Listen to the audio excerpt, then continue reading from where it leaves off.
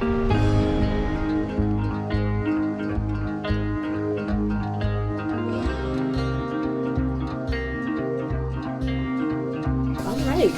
morning, good afternoon, good evening, everybody. Welcome to Do We Have the Answer, the podcast where we answer your questions submitted by you, our listeners.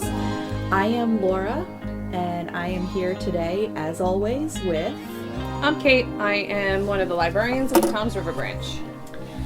So we are here today with some fun, exciting library trivia. I know...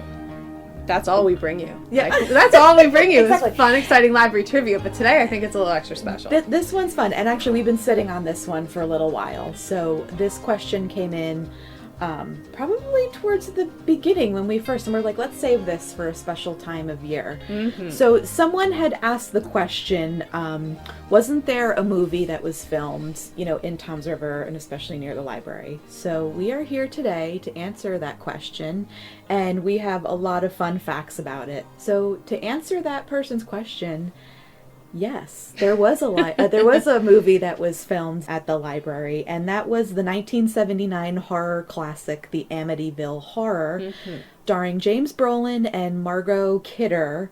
And they filmed here, according to Internet Movie Database, it was filmed in August through October 1978. Right. So we're going back a little ways. So the main part that it was filmed was actually the Bishop Building, which is... I have a little history on the Bishop Building. Yes. So we're actually sitting in the Bishop Building, We are. Which is pretty neat in itself to be talking about it and all the history that goes on here. But the Bishop Building, if you've ever been to our headquarters branch in Toms River, if you are facing the building from Washington Street, the Bishop Building is the brick building to the right. You may have been in there for programming. We've done some Fan Nation escape rooms. We've done... a lot of different things. There's the commission will be up there sometimes. Yeah. A lot of local commercials are filmed here, or interviews for, local elections or things like that. Yes, the county uses it as their backdrop for the county television show that they do. But the Bishop Memorial Library, right now it's used as a meeting space. There are some offices in the building as well. It was constructed in 1941 as a public library for Toms River, using assets of Nathaniel Holmes Bishop III. He was a local author and a cranberry grower, which we know is big in Ocean County. Mr. Bishop moved to Ocean County from Massachusetts after the Civil War. He was an author and a sportsman as well, and he became known for his books about the Barnegat Bay sneak box and his travels in a paper canoe. Again, we are a very water... hunting, fishing community, so that makes complete sense. A paper canoe. So Fascinating. Yes, we could do a little research on that while we're and we'll circle back. We'll circle back. Canoe. Oh my goodness. So both Bishop and his wife Mary Ball, they advocated for the founding of the public library for Toms River and provided it in their wills for the purchase of land and subsequent design of a spacious brick Gregorian building, which, like I said, is the Bishop Building we're in today next to the Toms River branch. Since the library opened, it served both the local citizens and those of Ocean County when Dover Township, which is now called Toms River Township, joined the Ocean County library system in the 1970s. The Bishop Memorial Library underwent full renovation in 2009. The beautiful chandelier, made of brass and rose-colored glass, hangs in the main room, was donated by the library by the Toms River Yacht Club. If you ever have the opportunity to come into any sort of meeting or a program in the Bishop branch, you're not going to be disappointed about how beautiful it is. Yeah, it is. And then just knowing there's all this rich history is really neat. And actually, it's funny, like, my family is local, and, my parents often talk about, oh, I remember, going to the Bishop Building, and, like, the children's room was downstairs in the basement. I've heard that. And I know there was a period of time where it was the computer lab, right? Upstairs. Like in the late 80s, mid 90s. I'm going to say yes to that. Yeah, I think, before it moved to the big Toms River branch, which I think was mid 2000s. I'm also going to say something yes like to that. Yeah. Sorry, I didn't do too much research on the Bishop Building itself, but Yeah, it's just really cool. So if you want to actually see the Bishop Building in the movie, if you watch the original Amityville Horror, the 1979 filming, if you fast forward to an hour and 13 minutes, that's the scene where the Bishop Building is showcased. Mm-hmm. And you actually do get a really good visual of the building, so that's really cool.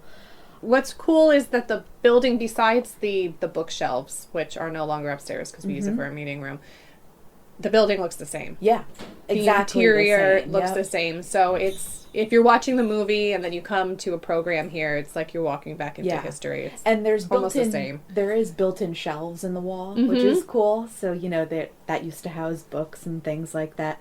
But in the film, it does look like a true library where there's built-in stacks. And there was a lot of artifacts that were brought in. And I actually have an account here that was in one of the local newspapers at the time. I want to say this is probably the Times Observer. So this is sometime in 1978. Unfortunately, I don't have the exact date, but most of the news articles I was able to find about the filming of the movie was in October 1978 from the Times and the Observer. This specific article is actually an account from a librarian that worked at the branch at the time. She was the head of the children's department, so she wrote a little account of what took place on one of the days of filming. I don't know exactly how many days were filmed at the Bishop branch. Anything like that. There was nothing specific, but they were in Toms River in Ocean County between August and October. So this one was really interesting. I want to just make a quote here. So James Brolin as George Lutz looks at a stack of books, selects one book, inserts the book under his belt next to his tummy, glances at two gray-haired lady librarians flipping cards and whispering together, and runs out of the library. Cut, print, takes. First take, book is hidden too well by closing jacket. Second take, book visible. Third take, using another camera angle. Fourth take, using another camera angle. Finish. So it's just funny. This whole article is just a different account. So it says time, in and out, from 9 a.m. to 2 p.m. Huge electric cables were brought in. From 2 p.m., hectic activity, setting up lights, putting plastic covering over huge side window. On the other side of the fireplace, making the glass top for antique table purchased just for this scene, placing 40 pictures around the room, setting the Toms River Historical Society's exhibit of Indian artifacts under the glass. At 2:55, Star arrives with 2 bodyguards, a lady hairdresser, and a gentleman makeup man. At 3:03, after brief instructions to the Star, shooting began. So it's just like a snippet of time that this library accounted for, but it was just it was interesting. And that was written by one of our children's librarians, right? Yes, the head of the children's department. So then it says here at the end, at 4:10, the crew and all their paraphernalia depart. Less 34 pictures. It's just so funny. And then it just goes on a little bit. Oh, here's an interesting quote. So rather than repair the tiny holes in the plaster and repainting the wall areas where the pictures had been placed, the set director, Robert Benton, graciously gave the pictures to the library. As I said, the frames are so lovely. So like I said, it's really cool, just a real account of the actual filming, because that was something that I didn't get much information until I found this article. It was more just basic, what's going on around the county, this sort of thing. So this was a first-hand account of what took place on one day. Again, I wish I had the exact date. So that was really cool. So from a little bit of the research, it seems that really nobody who worked at the library at the time was involved at all. Yeah, I also have some information with that as far as local people being involved. Mm-hmm. It looks like the local police and first aid squad members played extras in the film, and this is really fun. The Toms River Volunteer Fire Company was used to provide the rain Isn't during that so some fun? scenes. Yeah, that's so cool. Which is right across the street from Right. here, so that's really fun. You need some rain, just call some firefighters. Yeah, right. But it was funny. There was a ton of news clippings that I found about the local community going wild, wanting to be an extra. So I did find out, I don't know the exact location, but there was an off-site on Fisher Boulevard in Toms River was where they set up for extras. There's an article in there, 3 Toms River students were used as, I believe, the children in the beginning of the movie, of the original family with the original Amityville Horror House. So in the beginning of the movie, you know, there's a violent scene where it's filmed, the family. So they did use a lot of local people were in the film as extras and things like that. That is cool. But no one that I could find from the library. So this is kind of an off-record little thing. Apparently the librarians weren't librarian looking enough. So they had to get actresses to play the librarians. Yeah. A little tidbit for those of you who may, you know, enjoy our digital services and not our in-house services. Not all librarians have buns and glasses. Yeah, or like wear sweaters every day. And it is funny. I did dig through some archive photos of the 70s just to see if there was anyone in the photos that, you know, I was like, is anyone still working here? And yeah, they didn't look like, you know, your quintessential stereotypical librarian. Yes. Yeah. So no, yeah, I can you know, and remember this was in the 70s, so things weren't as things were, you know, so they wanted like librarian looking people, so especially if they're gonna like sneer at him from, you know, are you stealing our book? Exactly. They needed to have that look. And we have some good behind the scenes photos that will be up on our Instagram page. Yes, there was photos of the 2 actresses who played the librarians. There's photos of the main actor James Brolin in the Bishop building filming on set. So those will be posted on our Instagram page. Yep. And if you want to find our Instagram page, you can either go on Instagram and at us at Ocean County Library NJ, or if you visit our website, theoceancountylibrary.org, on the top and bottom of our homepage, we have links to all of our social media. Excellent. So digging through some more, like, again, all of our research was done pretty much through news articles that we have clippings of. So in our Wheeler room, that is our genealogical room at the Toms River branch, we have a whole Amityville file. So these are all news clippings that we found that took place either during that time frame or thereafter. There was a lot of buzz because, you know, the house that was filmed was for sale at one point, so there was news articles about that there. Anytime there was a reboot of the movie too. Yep, anytime there was a reboot. So just anytime it was even remotely mentioned, you know, we tried to get the clipping for it. So I actually picked a couple of the news articles that I found interesting that I wanted to tell everybody about, because also it paints a picture of the 70s in Ocean County and just the excitement that this brought to Ocean County.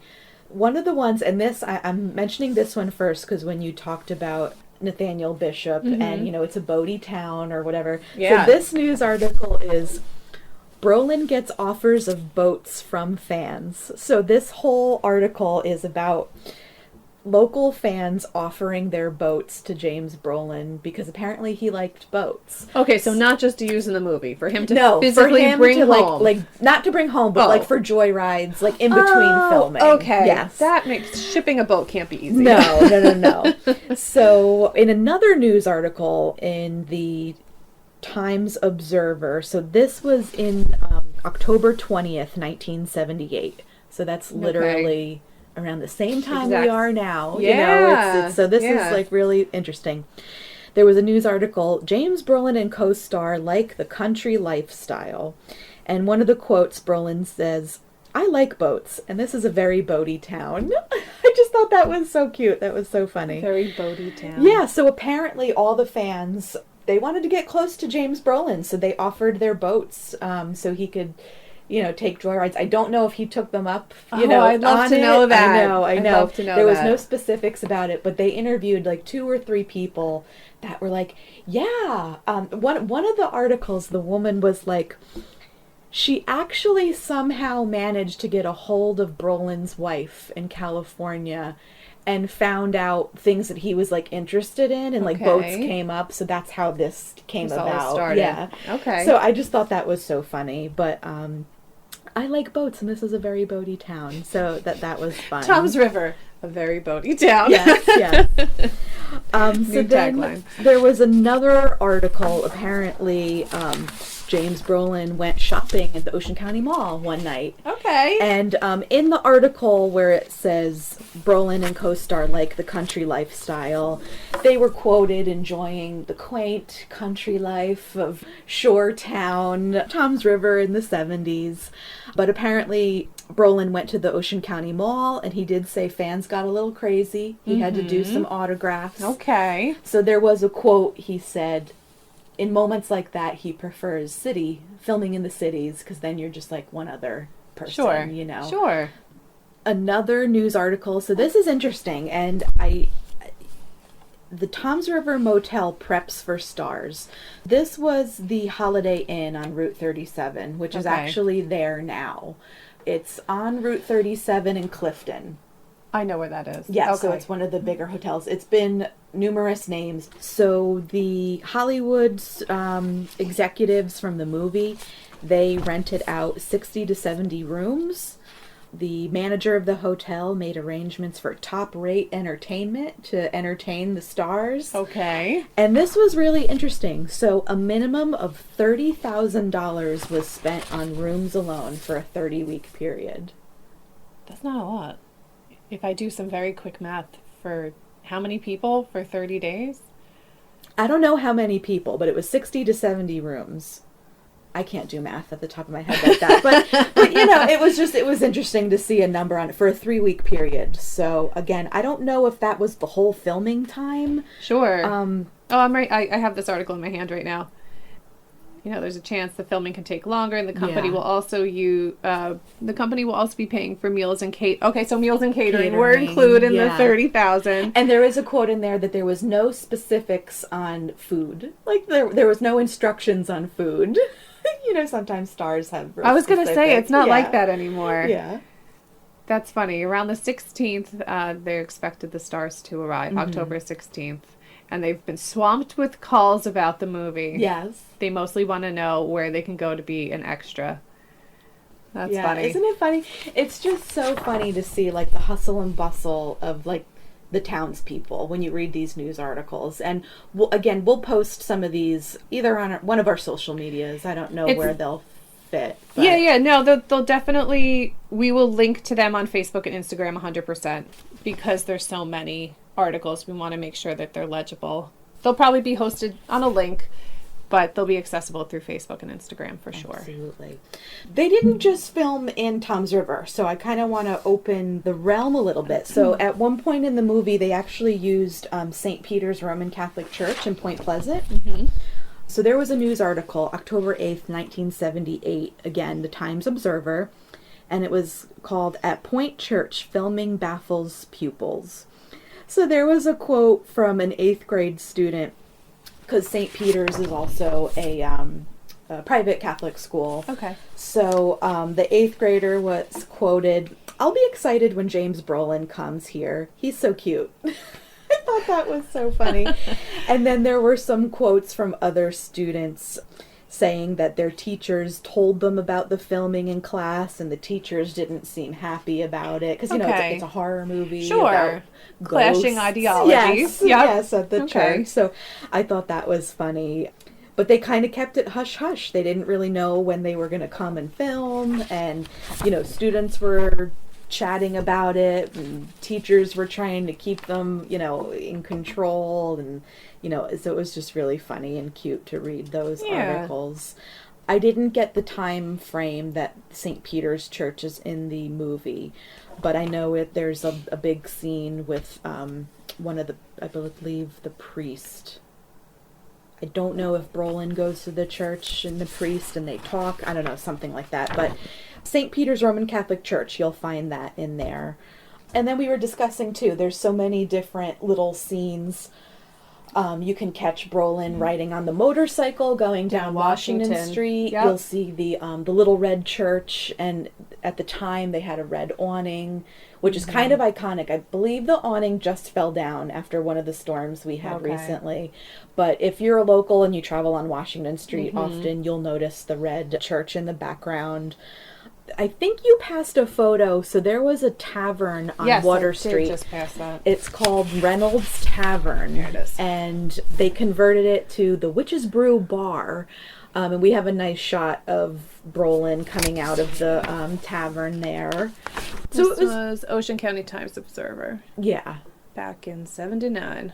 So it was just really cool, all the different spots. And like, as we know, the exterior of the house was, filmed here. So there was a home that they found that resembled the original Amityville house in Long Island. So they did a bunch of scouting. There were some news articles about it, and they wanted to keep it, on the East Coast. They wanted to find a town that had similar architecture to the original, like, Amityville neighborhood in Long Island.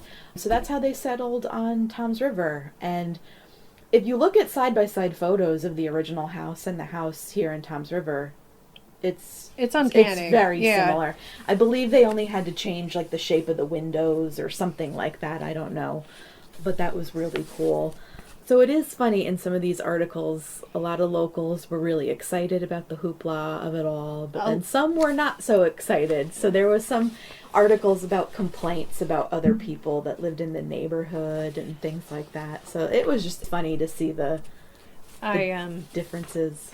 I just ran across an article here that it was good for business because the movie being filmed is going to bring people here, but absolutely the other part of it was, and here it is.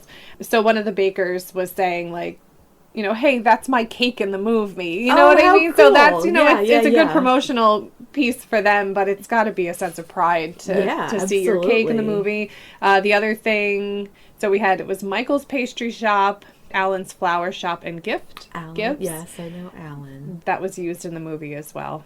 So that was cool that they used local businesses rather than shipping something from somewhere else. But there was actually another article called Movie Witch Crafted.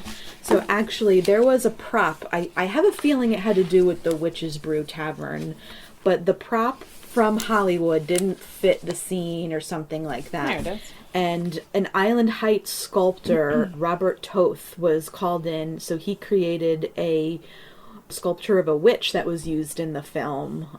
So that was cool. Like you said, it's exciting that they didn't just call Hollywood to send another witch. You know what I mean? Like, they actually called local people.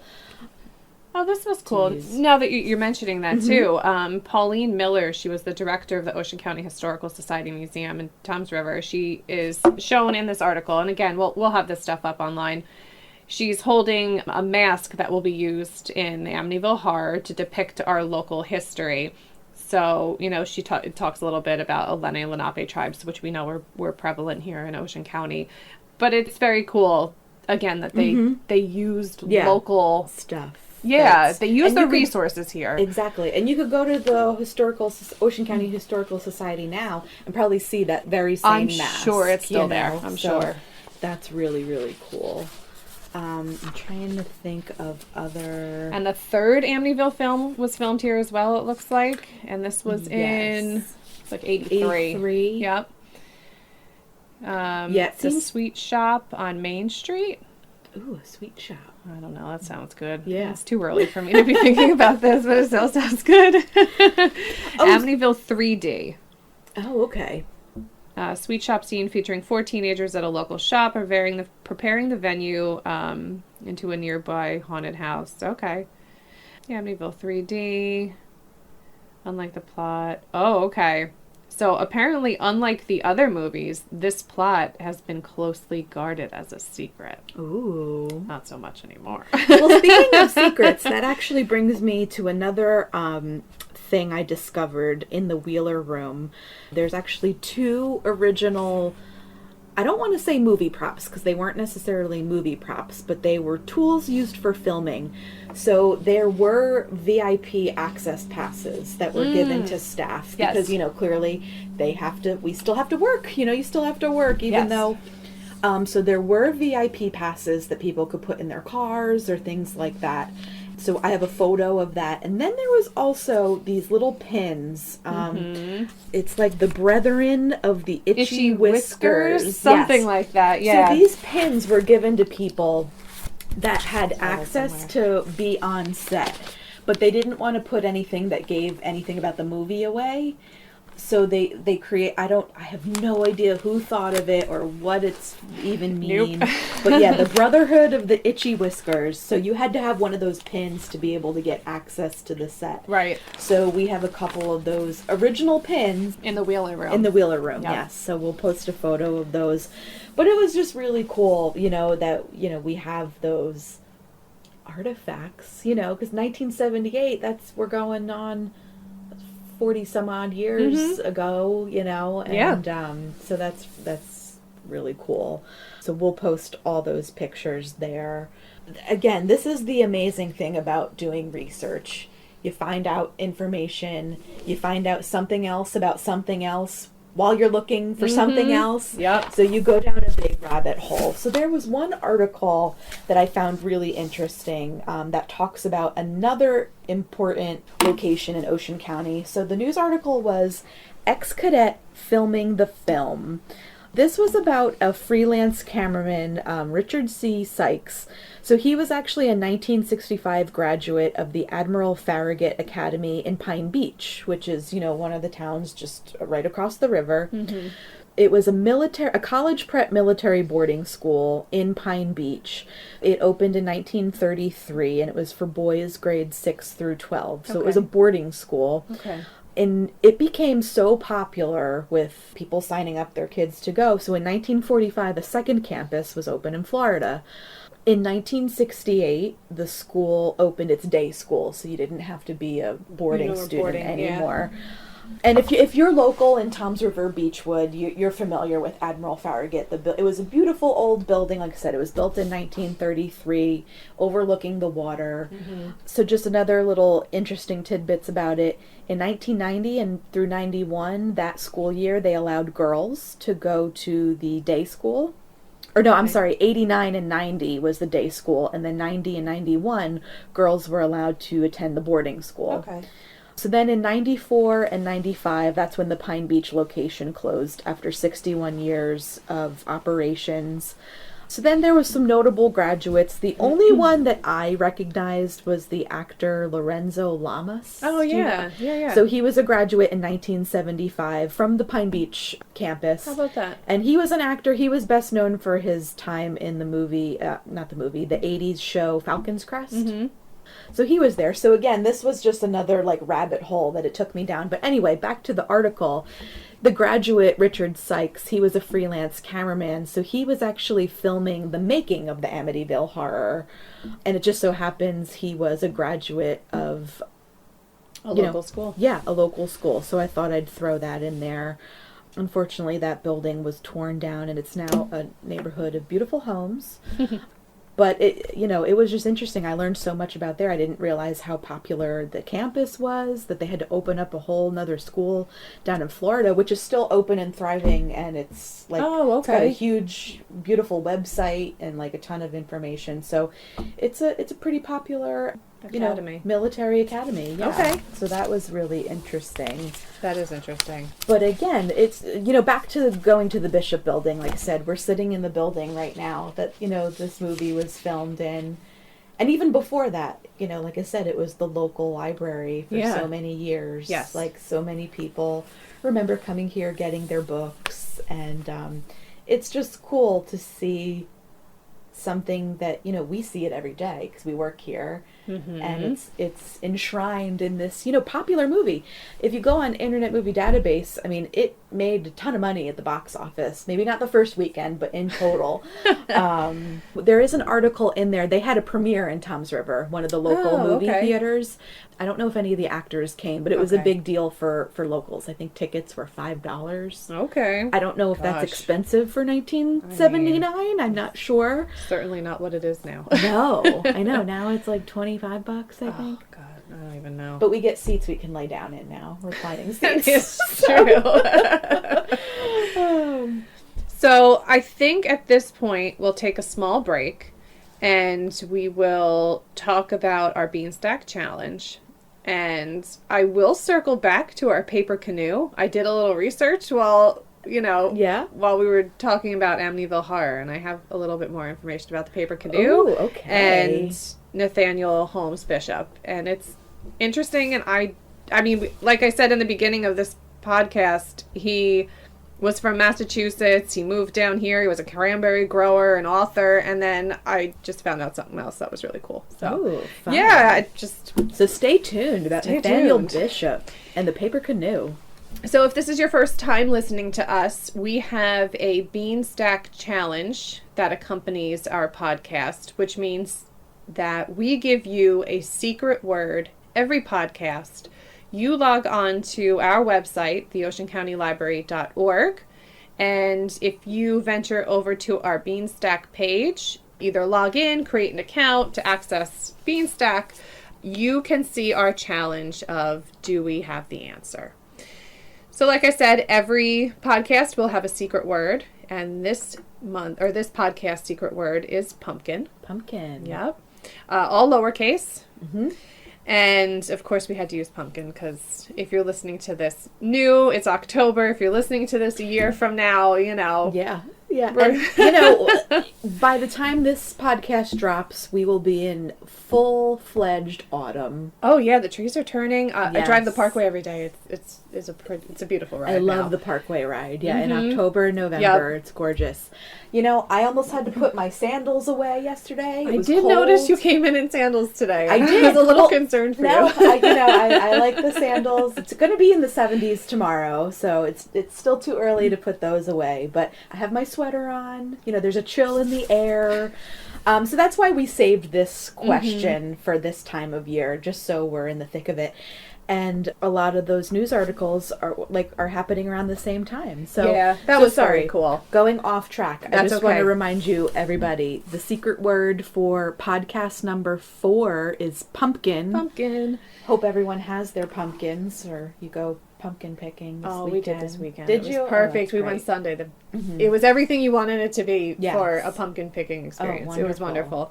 Good. So while you're in Beanstack, putting the word pumpkin in for our podcast challenge, take a look at the other challenges that are available. There's challenges for all ages. If there's not a challenge that may interest you, you can still log your reading. You can log by pages, you can log by minutes read or books completed. You can put book reviews in there that'll be shared with anybody who ventures onto our Beanstack. They can see what others are reading and if they enjoy them or not. So Beanstack's got a lot of things that are really, really awesome for our readers in Ocean County. And we have challenges at different points of the year. Yes. So make sure you make an account. You will be notified when there are new challenges dropping. Once you log into your account, all the new challenges will be there, and you can just tap it to sign up for those challenges. So it's really simple once you create your account. And it's great. I keep track of all my reading in there. Yeah. And you know what? Especially with ours, the Do We Have the Answer? Take a stab at it and try winning some prizes at the time. Yep. Yeah, so each winner will win an OCL swag bag with some OCL goodies in it. They're fun. They're really good. They're practical too. Yes. So we will announce our winner for podcast 3 right now. It is Audrey from our Stafford branch. So congratulations, Audrey. Way to go, Audrey. Woo-hoo!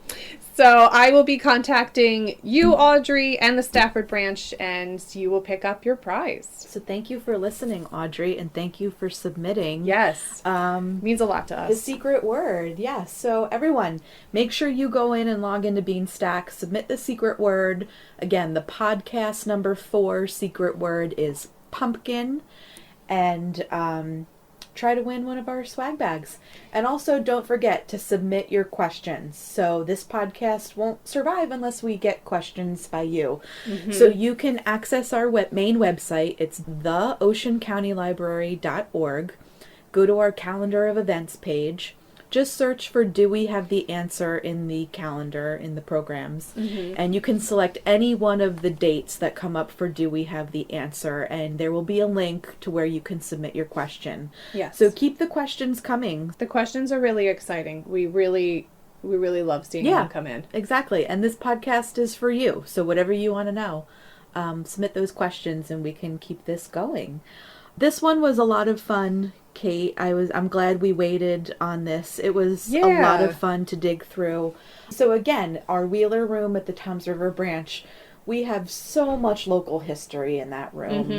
From yearbooks to movie memorabilia absolutely, to just history anything, of the branches and townships. Exactly. Anything that's taken place in Ocean County, we should have something about it. Yeah. If there was a newspaper article on it, it should be there. So this was a lot of fun digging through and finding out, just seeing the quotes of some people, like that little 8th grader who thought James Brolin was cute. Like, that was so funny. Or the baker who was like, that's my cake. That's my cake. Yeah. I think there was even an article in there about like 2 extras that met when they were filming and they got married or something like that. Yeah, there was just... That's a good story. What? Amityville horror filming brought people together, brought families together. That's cool. So that was really cool. So real quick, Amityville Horror is based off of a book, since Yes. we are working in a library, by Jay Anson, and that was published in 1977. So if you're interested in reading the book, go take a peek for that too. And then I'm going to circle back to the paper canoe. Yeah, our paper canoe. Yes. Okay. All right. So when he was 17, Nathaniel Bishop hiked 1,000 miles across South America. Who would have thunk? He's a cranberry grower from Massachusetts. Yeah. Later in life, he became interested in canoes. In 1874, he set off with a friend in an 18-foot wooden canoe, determined to find the most direct passage along natural and man-made waterways from the cold and rocky Gulf of the St. Lawrence to the semi-tropical waters of the Gulf of Mexico.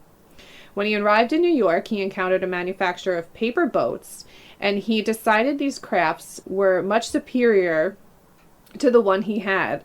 So he ditched his companion and the wooden boat, and he set off to finish the trip alone in his new paper canoe. Though he was frequently lost in the labyrinth of creeks and marshes, which skirt the southern coast of the country, he eventually made it to the Gulf of Mexico in 1875. He had paddled 2,000 miles on his own in an 85-pound paper canoe. Oh my gosh. So, I might have started this podcast off saying this guy was just like a local author and he just grew some cranberries. Not that that's not impressive on its own. But now I'm telling you that he went 2,000 miles in an 85-pound paper canoe. Who does that? How did he even, find the paper to make the canoe? Well, these other people did. These people in New York did. He found the manufacturer in New York. Okay, got it. But still. And he just, ditched his other friends he set off with, and he's like, you know what? I've had enough of you and your wooden canoe. Yeah, I'm just going to jump in this paper canoe. So. Wow. That's amazing, though. So he wrote a book, and the book is called Voyage of the Paper Canoe, a geographical journey of 2,500 miles from Quebec to the Gulf of Mexico during the years 1874 to 1875. This book is available. It is referenced, so it cannot be checked out, but it is available in our library. Let me see. It looks like there's at least 7 in our system. No, wow. There's more than 7. I'm just kidding. There's a lot. If you go to our website and click on catalog at the top of the page and put in Voyage for the Paper Canoe, you can see all of the different, we have a couple different, what are they called? When they republish a book. My brain stopped. Me too. It's early. It's early in the week. It's early in the day. Oh, wow.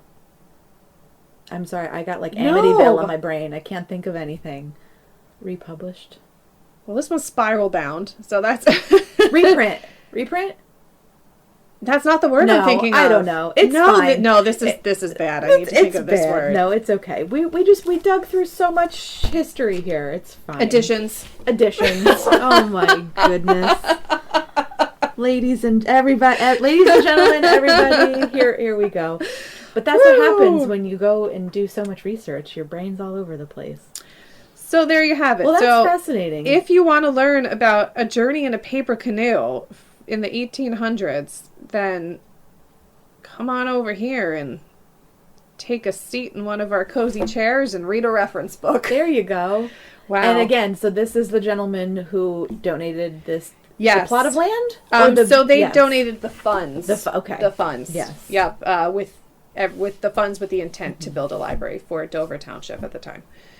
Fascinating. Right. Yeah, and he lived through so much, and his buildings here. Yeah. Right. We came full circle. Yeah. James Brolin was a boatman. Yep. Yeah. James Brolin was a boatman. Apparently, so was Nathaniel Bishop, and we're in a town that's just. It's a very boaty town. Oh my gosh. Oh gosh. So if you take anything from this, boats are popular here. Yeah. I don't know. That's so the funny. one thing you should take for this podcast is enjoy some boating. But just remember, if you're living in Ocean County, you live in an area that is rich, rich, rich in history. Yeah. Whether it's the 1970s and the actors that filmed a movie here, or if you're a cranberry bogger that trekked in a paper canoe. Right, and got lost in the marshes. Yeah, absolutely. I can't imagine. Me The either. landmarks then could not have been good. No. You weren't looking at water towers. No. Going, oh, that's the Tuckerton Water Tower Yeah. over there. You were just kind of floating along, Yeah. hoping it didn't, Yeah. rain and thunder and Yeah. snow on you. Yeah. Maybe I'll have to read the Voyage of the Paper Canoe. See if he has any interesting facts in there. I feel And I'll like bring since I work in this building, it's like Yeah. something I have to do. So maybe next podcast we'll bring you a little bit more about Nathaniel Bishop and his paper canoe. I'm all for that. Yeah, right. Let's just snowball. But that's I think I've said this numerous times. That's the beauty of research. You find something out about something and you just want to know more about that thing. It's amazing. It's fun. It's also what makes good librarians. No, exactly. That's what I was going to say. That's why I love my job. Mm-hmm. You got it. So keep those questions coming so we can learn more about where we live.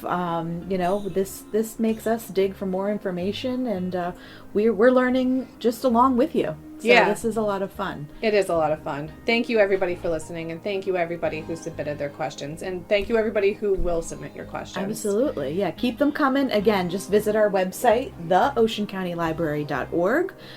And go to the events, calendar and events page, search for Do We Have the Answer, and you'll find the link there where you could submit a question. So Kate, this was a lot of fun. It was. Thank you to the person who submitted this question. I'm sorry you had to wait so long, but we wanted to make sure it felt right during autumn. So we hope you had fun, and we have a lot of images coming your way. We do. Make sure you double check all of our social media. We will get those out for you so you can have some visuals to some of the things we talked about today. And stay tuned for podcast number 5, and we'll come back to you with some fun information, and I'm going to try. Who knows where we're going to go No, for the next podcast. I'm going to start with a paper canoe. Okay. Now I'm interested in that. Yeah. And then we'll go from there. So again, submit those questions, and we'll all talk soon, everybody. Bye-bye. Bye. Support public libraries. Like, share, and subscribe for more great videos.